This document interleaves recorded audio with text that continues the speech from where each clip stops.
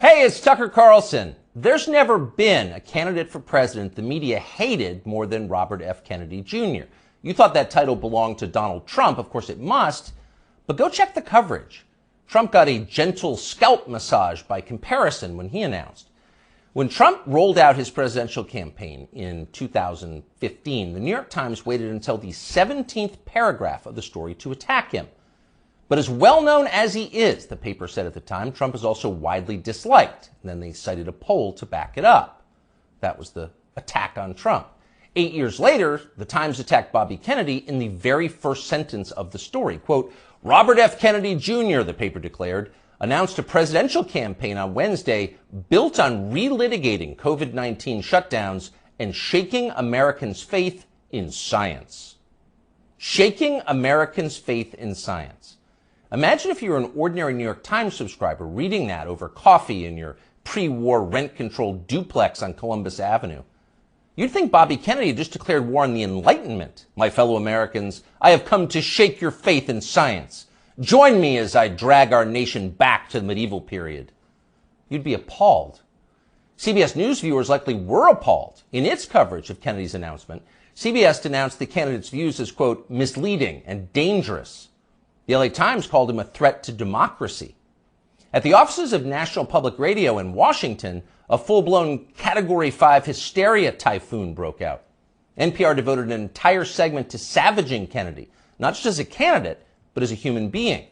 NPR described him as someone who, for his own perverse reasons, has made, quote, debunked and false and misleading claims that undermine trust in vaccines, and who, in his spare time, provides moral support to crazed extremists who, quote, rally under the banner of what they call liberty or freedom. People magazine didn't even bother to report a single word of anything Kennedy said at his announcement, and instead wrote an entire story about how his relatives hate him. Kennedy's younger sister, Carrie, the magazine reported solemnly, does not approve of Bobby Jr.'s harmful views. His harmful views! Bobby Kennedy's thoughts alone are evil enough to hurt people. That's been the tone of the media coverage around Bobby Kennedy Jr. for the past 18 years, since July of 2005. That's the moment that Kennedy published a magazine article suggesting there might be a link between the rise in diagnosed autism cases and the ever-expanding schedule of mandatory childhood vaccines. The day that story was published, Kennedy's reporting was considered so solid that two outlets ran it simultaneously, Rolling Stone and Salon.com. Unfortunately, neither one of them understood what they were up against. The pharma lobby rolled out the most ferocious public relations campaign in memory, and both publications swiftly caved. Both pulled the story and then disavowed it, groveling as they did. No one in the national media bothered to explain why autism diagnoses had skyrocketed. If it wasn't the vaccines, and maybe it wasn't, then what was it? To this day, there has not been a convincing explanation. Instead, reporters just attack Bobby Kennedy. They've called him a lunatic and a Nazi. Instagram shut down his account. YouTube just last week pulled down a perfectly reasonable interview he did with Jordan Peterson, citing unspecified misinformation, and so on. Kennedy became the most censored famous person in the United States. At this point, most Americans have heard a lot more about Bobby Kennedy Jr. than they've heard from him. He doesn't get many offers to speak from big platforms. But last week, Joe Rogan gave him one. Here's some of what he said. Why do 5 of my 7 kids have allergies? You know, and of course, we know why. Because aluminum adjuvants give you allergies. They're designed to make you, to create a hyperimmune response to foreign particles. And the last category is, the allergic diseases, peanut allergies, food allergies, eczema, which I never knew anybody with eczema when I was a kid. I never, asthma, I knew people with asthma, but it wasn't 1 in every 4 black kids like it is today. So, all of those things. Now, we went from 6% of Americans having chronic disease. By 1986, we're starting to add the vaccines, and we get and 11.8% of kids now, so it's doubled. Why do 5 of my 7 children have allergies? Now, we don't know the answer, of course. But it's an interesting question. In fact, it's an important question that deserves an adult answer, not that you should hold your breath waiting to get one. Bobby Kennedy asks a lot of questions like that. He notices things. Kennedy pays attention to the world around him, and he wonders why it's changing. He's an outdoorsman, a falconer, and a fly fisherman. He's interested in how nature works. He's curious. Not so long ago, these qualities were considered essential to the practice of science. All scientific discovery comes from observation, empiricism, patient watching. Without the willingness to put aside your pre-assumptions and assess with honesty the things you see and touch and smell, the changes taking place right in front of your face, you can't do science. You can't create art either, or journalism, or theology. You have to be willing to notice the obvious. And when they tell you you're not allowed to notice the obvious, you should be concerned. Imagine you're on a commercial airline flight. The plane is just leveled out at 37,000 feet. You're closing your eyes for a nap. And suddenly you smell smoke. And it's not your imagination. You can see it. It's starting to fill the cabin. All around you, people are hacking and choking.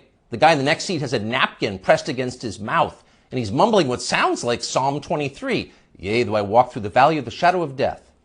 So clearly, the airplane is on fire. But almost unbelievably, no one has said a word about it. Not a single person is acknowledging this is happening. Everyone is silent. So in panic, you yell for the flight attendant. There's smoke in the cabin, you say, as if she hasn't noticed.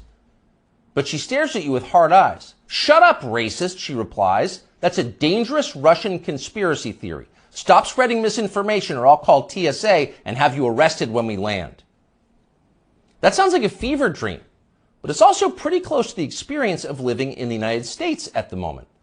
All around you, things seem to be fraying and getting worse. Your gut tells you there's something very bad going on, and all the evidence suggests that there is. But the people in charge won't acknowledge that. Everything's fine, they scream. Stop noticing. But wait, I don't remember this many kids having allergies or asthma or eczema or autism or, for that matter, body dysmorphia. And why so many suicides? What's going on here? Shut up! Stop asking questions! That's their answer. But Bobby Kennedy won't stop asking, and that's why they hate him. As Kennedy spoke on the Rogan show, a reporter for Vice.com called Anna Merlin was watching.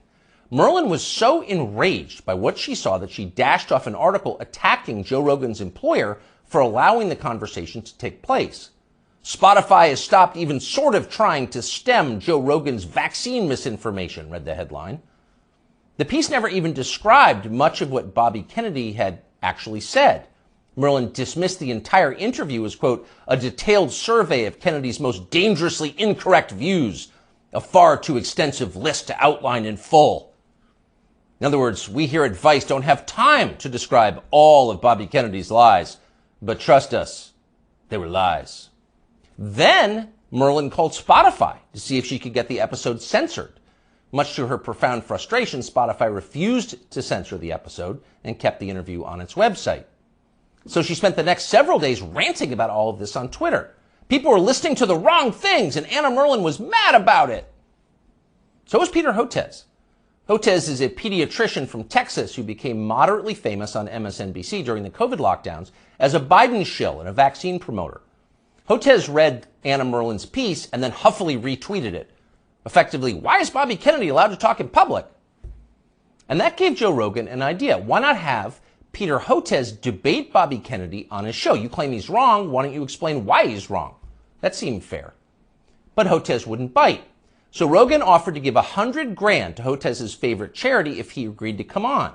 Soon others made their own pledges and the pot swelled to over $1 million. But still, Peter Hotez wouldn't come. Instead, he scampered back to MSNBC, where one of the channel's oilier hosts assured him he was doing the right thing by dodging the debate. Arguing with Bobby Kennedy is morally equivalent to debating a Holocaust denier, the host said. No decent person would do that. And of course, Hotez agreed. Quote, 200,000 Americans needlessly perished because they believed the anti-vaccine disinformation and refused to take a COVID shot. So really, talking to Bobby Kennedy would be a lot like abetting murder. And Peter Hotez, MD, PhD, was not going to do that. But wait a second, you ask yourself. Let's think about those numbers. 200,000 people died because of vaccine disinformation from Bobby Kennedy and people like him? How do we know that? Is that really science? No. It's not science, because we don't know that. We can't know that. There is no way to know that.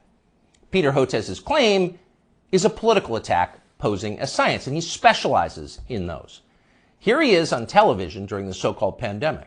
It's all about mask compliance. That's going to be absolutely critical, because if you don't have masks, remember, this virus aerosolizes, so even 6 feet is not enough. It can go 17, 18 feet, several meters. What we really have to do is have vaccine mandates in the schools. We should have a rule that anyone who walks into a school over the age of 12 has to be vaccinated. This is the nature of the anti-vaccine movement in this country. It's somehow married now to far right-wing extremism and white nationalist group. Anyone who's unvaccinated and has been lucky enough to escape COVID, your luck is about to run out. And I call it anti-science aggression coming from Senator Rand Paul, Senator Johnson.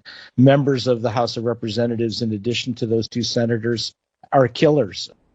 It's all about mask compliance. We must have vaccine mandates for children. Take the vax or you will die. Anyone who disagrees with me is a white nationalist and a killer, and probably an agent of Putin. Do we say probably? Let's revise that. Certainly an agent of Putin. Again, here is Dr. Peter Hotez. We're starting to see now those same anti-vaccine messages that's coming out of the U.S. And now we're finding it in Africa and Latin America. And remember, what the other reason we're seeing this is the Putin government has, and this has been reported by U.S. and British intelligence, has been piling on with this whole systematic program of what's being called weaponized health communications, trying to destabilize democracies with anti-vaccine, anti-science messages and targeting. So according to British and U.S. intelligence, anyone who disagrees with Dr. Peter Hotez is a disloyal American working to destabilize our democracy on behalf of Vladimir Putin. Now, by comparison, never in his life has Bobby Kennedy Jr. said anything half that demented. But keep in mind, Peter Hotez claims to have a valid medical license. He is allowed to treat patients. After a while, even MSNBC viewers were going to have some questions about a guy who talks like that, and apparently some of them did. As the lockdowns wore on, the population started to notice that many of the core claims the TV doctors were making were untrue. You'd only need one shot. If you got the shot, you would never get sick. You would never pass the virus to others, and so on. They said these things, as you know, again and again. Ultimately, they were proven wrong, but they never admitted it. They just attacked the people who noticed. Here's Dr. Peter Hotez calling for the Biden administration to arrest anyone who questions the COVID vaccine. The Biden administration has to realize that anti-science is a killer, disinformation. Yeah. It's not even just disinformation. This is an anti-science empire right now, and we need Homeland Security. We need the Justice Department. We've really got to figure this out, and Health and Human Services will not be able to figure this out on their own. It's not a medical problem. It's a law enforcement problem. They've doubted me. Arrest them! It's a horrifying outburst if you think about it. If you were on tape saying something like that, you would be deeply ashamed. But Peter Hotez is not ashamed. He's become even more grandiose. Hotez has written a self-congratulatory new book called The Deadly Rise of Anti-Science, a scientist's warning, as if you were a scientist. Here's how Hotez describes himself in the book's promotional literature. Quote, during the height of the COVID-19 pandemic, one renowned scientist in his famous bow tie, appearing daily on major news networks such as MSNBC, NPR, and BBC, and others, Dr. Peter J. Hotez often went without sleep, working around the clock to develop a nonprofit COVID-19 vaccine and to keep the public informed. During that time, he was one of the most trusted voices on the pandemic and was even nominated for a Nobel Peace Prize for his selfless work. He also became one of the main targets of anti-science rhetoric that gained traction through conservative news media. End quote, though we could go on. So here you have a renowned scientist, selfless, trusted, going without sleep, self-denying, persecuted by extremists for daring to tell the truth. The Albert Schweitzer of cable news. That's Dr. Peter J. Hotez. The fact that a partisan buffoon like Peter Hotez can describe himself this way with a straight face and the backing of a publisher makes you despair for the country's future. But don't despair. There is hope. Hotez will never debate Bobby Kennedy Jr., but it doesn't matter. Kennedy has already won. He's more honest than Dr. Peter Hotez, and that's obvious to anyone who's paying attention. A New Economist poll shows that Kennedy is more popular and far less hated than either major party frontrunner. After almost 20 years of being silenced, Bobby Kennedy Jr. is being heard. And why wouldn't he be? Kennedy's theories about vaccines may be right, they may be partially right, they could be even utterly wrong. No one's proved it either way. But what we can say with certainty is that America's medical establishment has beclowned itself for all time. Its official positions on vaccines, psychiatric drugs, puberty blockers, reassignment surgeries, a long list of other politically fashionable priorities have no connection whatsoever to legitimate science. It's all effectively witchcraft. At the annual meeting of the American Medical Association in Chicago last week, for example, delegates issued a statement attacking the body mass index as a tool of, quote, racist exclusion, which has caused historical harm. Next year, they will denounce thermometers and stethoscopes. They're insane. Compared to them, Bobby Kennedy is a mainstream figure. And people understand that. That's why he's winning. And you know he's winning by how his critics are doing. So just 4 years ago, Anna Merlan was regarded as an important expert on conspiracy theories and misinformation. She'd written a book on the topic. Here she is talking about it. I've always thought that in the case of conspiracy peddlers, it's not necessarily a super profitable enterprise to ask whether they really believe it or not, because I don't know what's in their hearts. I don't know what's in their minds. All I know is what they spend their time doing, which is promoting conspiracy theories. In the case of ordinary people, conspiracy consumers, and most Americans are, to some degree, consumers of conspiracy theories. All the studies that we have show that like 1 in 3 Americans believe in some conspiracy theory to some extent. For the people in the very sort of deep end of the conspiracy pool, people who are consuming a lot of conspiracy content, I think it's really important to look at the way it helps them make sense of the world and make sense of our political moment and make sense of a lot of times like what's happening in their own lives. All the studies that we have show that like 1 in 3 Americans believe in some conspiracy theory. Huh? You'll notice the upspeak, the rising inflection at the end of the sentence. That's a familiar tick in Brooklyn. It's designed to turn a declarative sentence into a question and thereby belittle the listener. Do you follow me? Is this too complicated for you? So the lady in the nose ring wants you to know she's smart, but she's not. When Merlan recorded that interview, Vice, where she now works, was valued at more than $5 billion. Genius investors like James Murdoch were showering the company with money. Everyone wanted in on the future of media, which was uptalkers like Anna Merlan lecturing you about racism and misinformation. But that has changed. Last month, Vice filed for bankruptcy. Anna Merlan is still on Twitter screeching about how her critics are transphobic, but nobody cares. Nobody wants to hear from Anna Merlan anymore. The gatekeepers are transparently ridiculous. Everyone can see that. People have started to notice. Younger people say the news is full of lies. In Kennedy's motorcade, 239 people. Cell death of Jeffrey Epstein.